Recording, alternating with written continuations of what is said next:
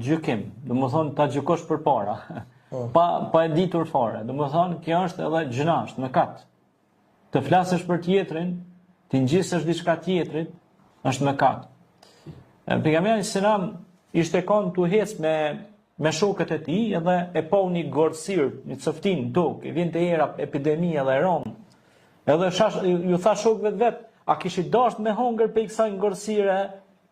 Thanë ja Resulullah, kella, kurse si. Tha çështo është kur e paragjykon vllahun ose kur fol mas shpinën për ta. Ose me hongër për kësaj ngorësire, si vikera e Rom. Pra tash llogaritë sa e Rom është me bart fjalë.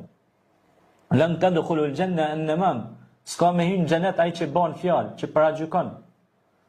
Se bartja fjalëve është paragjykim, domethënë sepse ti po ja ngjet diçka që se ka dhe pe paragjykon.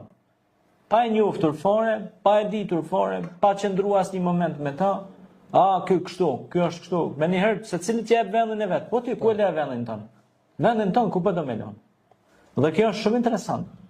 Nëse dikush ty të sheh, edhe ja nis me fol gjëra pa lidhje, ajo të po veten e vet tek ti. Sepse ne jemi si pasqyra.